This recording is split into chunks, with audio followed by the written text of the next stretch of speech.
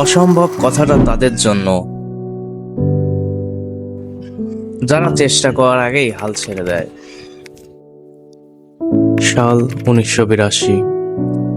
অস্ট্রেলিয়ার মেলবোর্ন শহরে জন্ম নেয় এক শিশু, কিন্তু এই শিশুটির জীবন সাধারণ ছিল না।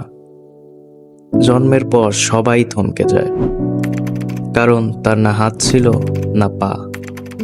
ডাক্তারেরা জানতো এই জীবন সহজ হবে না। ছোটবেলায় সে সবার মতো স্কুলে যেত, কিন্তু সবাই তাকে নিয়ে কটু কথা বলতো। প্রতিদিন সে নিজেকে প্রশ্ন করত, আমি কেন এভাবে জন্মেছি।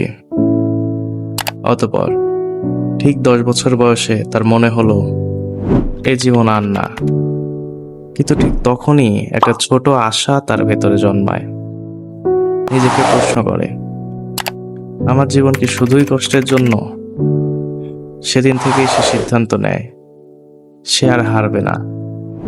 এই মানুষটাকে আমরা অনেকেই চিনি, যার জীবন শুরু হয়েছিল অসম্ভব দিয়ে, কিন্তু শেষ হয়নি। শুরু হয়েছে এক নতুন অধ্যায়। বলছিলাম বিশ্বখ্যাত মোটিভেশনাল স্পিকার, লেখক এবং অনুপ্রেরণাদায়ক ব্যক্তিত্ব নিক ভুইসের কথা। তিনি তার নিজের শারীরিক প্রতিবন্ধকতাকে জয় করে পরিবর্তন করেছে লক্ষ লক্ষ মানুষের জীবন। আমাদের সবার জীবনে কোথাও না কোথাও সীমাবদ্ধতা রয়েছে, তবে সীমাবদ্ধতা মানেই শেষ নয়। যদি নিক পারে, তবে আপনি কেন নয়?